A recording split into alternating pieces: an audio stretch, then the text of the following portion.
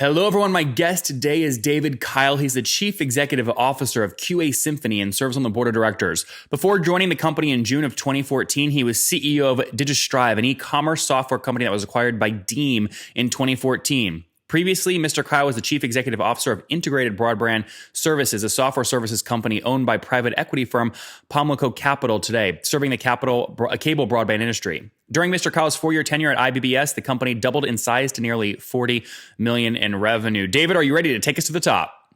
I'm looking forward to it. Thank you. All right. So how do you go from broadband to QA testing? How's that work? Well, I'm really someone who's been involved across all types of technologies, software services, data over my career. I have a deep appreciation for technology, but I don't see myself as a pure technologist. Rather, what I've been excited to do and able to do with the companies you mentioned is come in and work with founders who are generally very technology focused, who've started a business, taken it to a certain point in time, and then really taken over and scaled the business to the next level. So that's what I've done at QASymphony. And whether it's broadband or whether it's testing, to me, it's really the business model and the overall technology leverage in the model is what I'm focused on. So tell us what QASymphony does, and then tell us what the revenue model is. Is it pure play SaaS or is it a professional services component? We're a 100% SaaS company. We have a software solution that targets large and mid-sized enterprises. And specifically, we provide a workflow testing end-to-end solution that drives faster speed to market and much higher quality. We've had tremendous success over the past few years. We've grown essentially from 0 to 20 million in less than 4 years. It's 100% of a recurring business model. We charge per user. We've got large clients all over the globe across a number of key verticals, and we're happy to expand on any of them.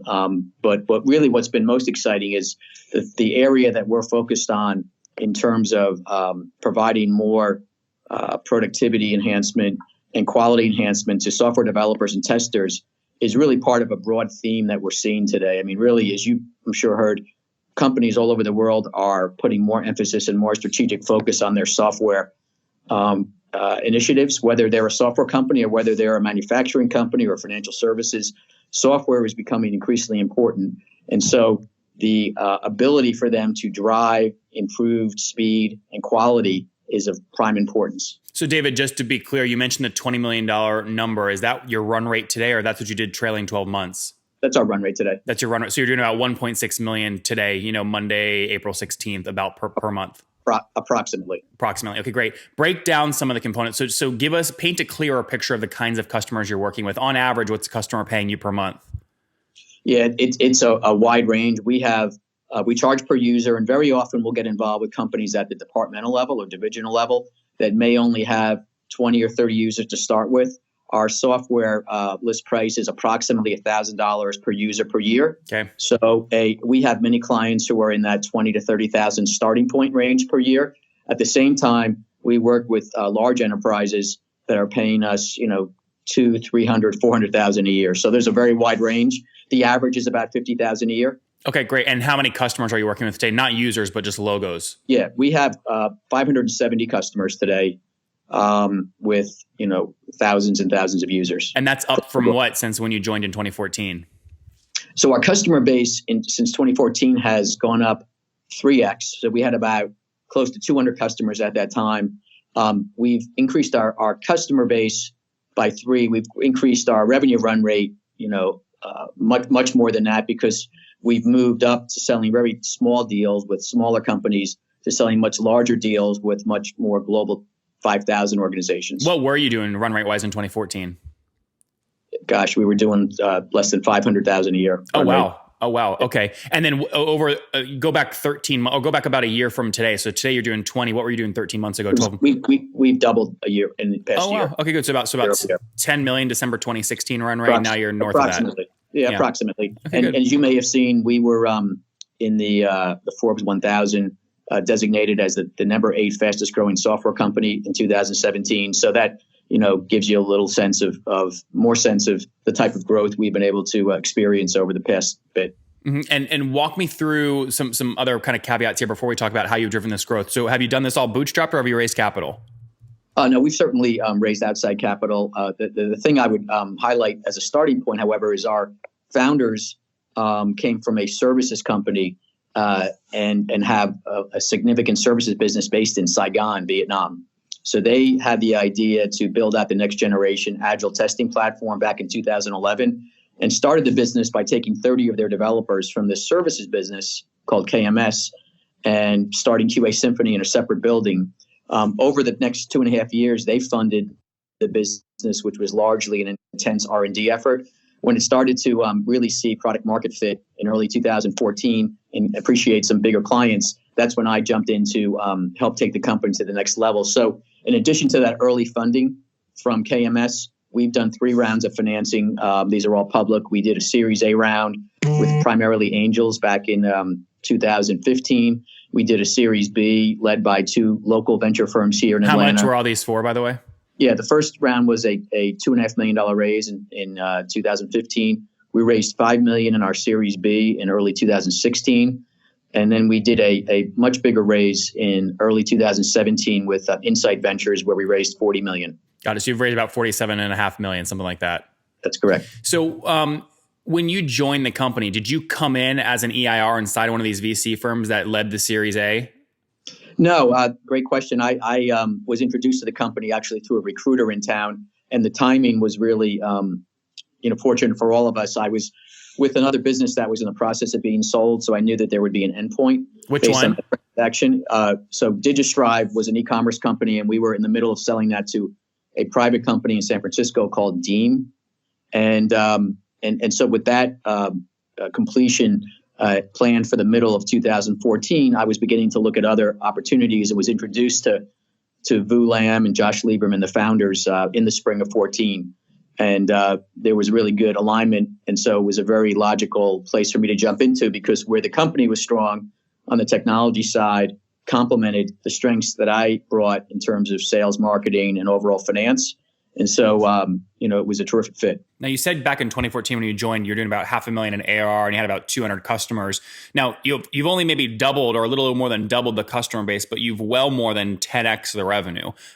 When people think about moving from, a $5,000 a year plan to $20,000 to $30,000 average starting ACVs, they start to think about things like, well, what if I lose customers? What if they churn, et cetera? What was the email? What was the communication to those customers when you made the decision that you're going to go up market? I'm talking about the ones that were with you from the beginning, paying you lower prices. Sure. Like anything, as you can imagine, it was an evolution. It wasn't just one day we pressed a button and suddenly went up market. We were able to do it gradually over the past 4 years. Each and every quarter, I've seen a nice uptick in our ASP. What really has been paramount is 2 things. One is we were able to establish very close relationship with our partner Atlassian. Atlassian has a product called Jira. It's one of their several products. Jira has become almost ubiquitous across developers in the world. And so when we developed a very unique and differentiated integration to Jira, that was highly differentiated and really embraced by some of these bigger customers. The second thing that our customers told us that allowed us to really move up market is while there were a lot of innovative firms that did what we did, there weren't innovative firms that also could scale to large enterprises. So as we built up the scalability, we were able to replace some of the legacy players with really the only solution that was both innovative and could scale to large enterprises. And it was that proving that dynamic to large businesses that allowed us to become very valuable in the enterprise space. So when you started executing this strategy, did you start driving additional usage from the people that started paying you off very little and then you upsold based off usage? Or these were brand new customers that were enterprise level that you brought in from scratch? It was almost all of the latter. Where we focused a lot when I joined was on growing and sophisticating our sales approach. And I was able to bring in some terrific sales leadership that had been very experienced in the SaaS business.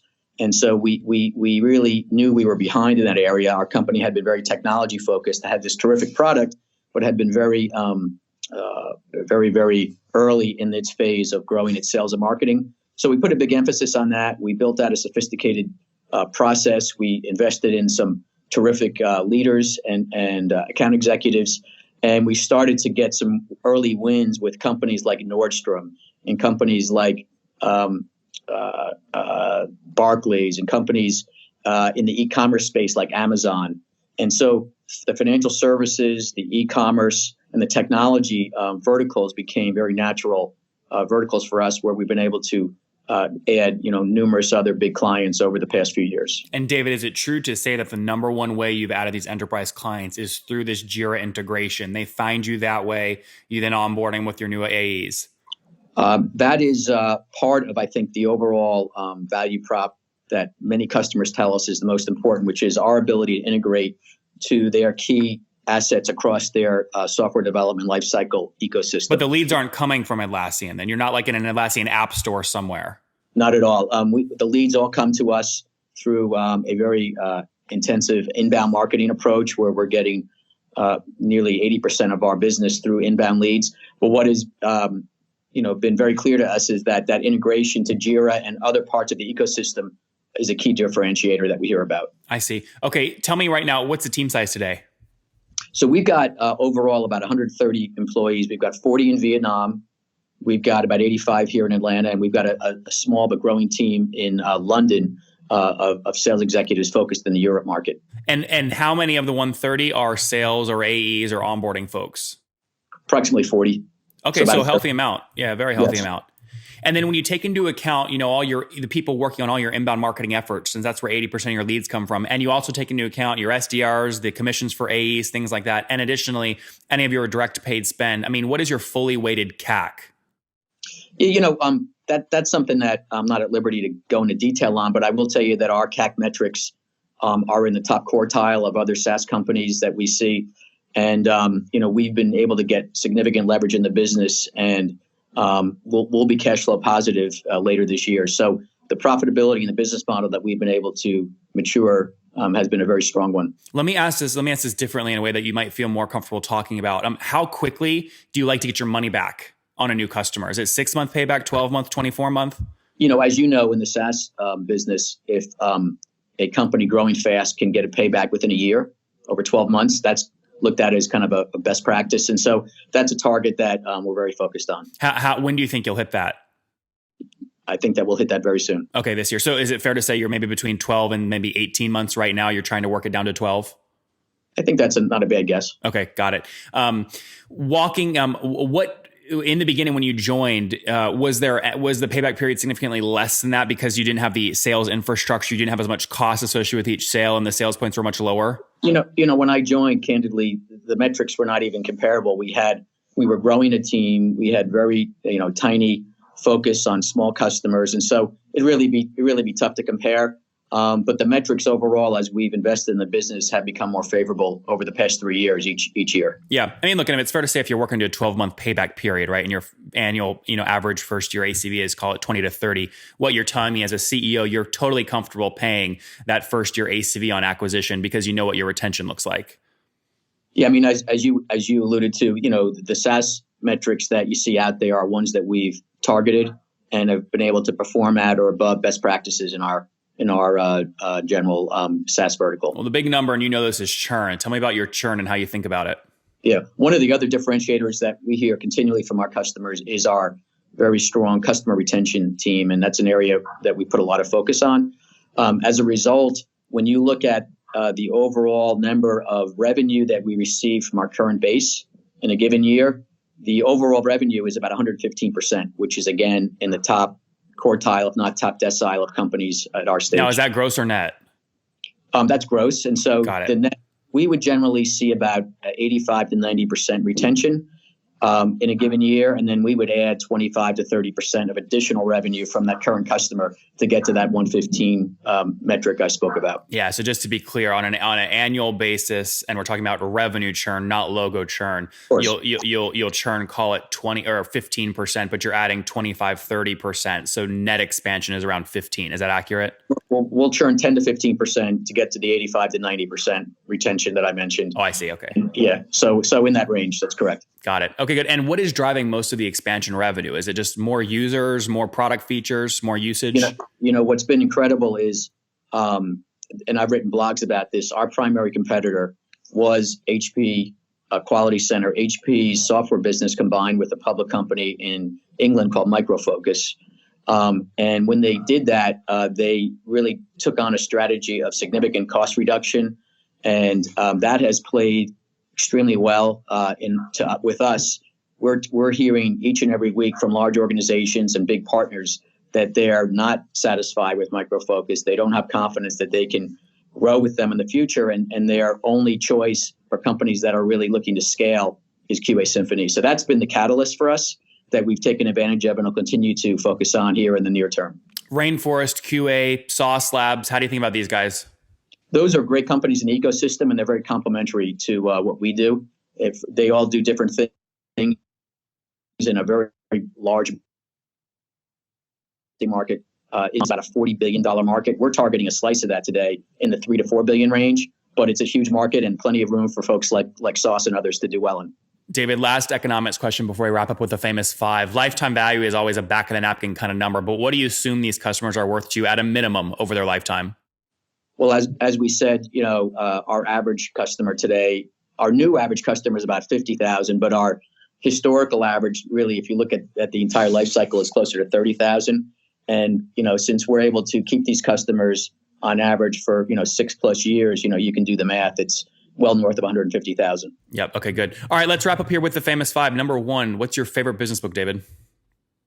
I'd have to say Crossing the Chasm. Even it's an oldie but goodie, and I tell everybody that works with me that it's the Bible from my perspective. It's a good one. Jeffrey Moore, big orange cover. Number two, is there a CEO you're following or studying? Gosh, there's so many. I would tell you that everyone's following Elon Musk. Tremendous idea, but I'm probably a Jeff Bezos fan, someone that has just done remarkable things with that business. Needless to say, and I follow what he's done in expanding their business very closely. Who gets to Mars first? Bezos or Musk? I'd have to go with Musk on that one. All right, number three. What's your favorite online tool, David, for building your business besides your own? I'm a LinkedIn fan, so that's one of the areas that all of us at our company spend a lot of time with. It's been valuable, and I see it becoming increasingly valuable. Number four. How many hours of sleep are you getting every night? Wide range there, but I would say 6.5 to 7 on that. That's pretty healthy. And what's your situation? Married, single, you have kiddos? I'm married. I've been married for 22+ years. I've got 2 teenagers, a son who's 18 and a daughter who's 15. And as you can imagine, that creates a lot of ongoing excitement. And David, how old are you? 54 years old. All right. 54 years young. 54 years young. Last question. What do you wish your 20-year-old self knew? Oh, that's a terrific question. Probably that I should have had more fun in college and that it all doesn't matter because, what really matters in my view is the relationships that one creates, the overall leadership skills that one has, and the people that you can work with and mentor with over time that shape one's career and not the grades you get in college. So I wish I hadn't worked so hard in college. Guys, there you have it. All you college students listening, thinking about starting your own thing, have more fun. Don't focus so much on grades. They won't matter, but the relationships will. We had David Keil with us today, joined QASymphony back in 2014. The company was founded in 2011. It kind of stalled at around $500,000 a year in 2014 before he came in. And with his team, they brought in additional talent. They said, we're going to move up market a little bit. They now serve over 570 customers that pay on average kind of 30, 40, 50-ish grand per year, first year ACV. About a year ago in December 2016, they were doing about 10 million in run rate. They've grown 100% year over year. So doing around 20 million in ARR today. That's about 1.6 million per month, 115% gross revenue retention annually. So healthy numbers there. They've got a team of about 130 people between London, Atlanta, and some more folks overseas. CAC to LTV, super healthy, rooting for them as they jump and dive into the $40 billion QA space. David, thank you for taking us to the top. That was quite quick. Very impressive. Thank you.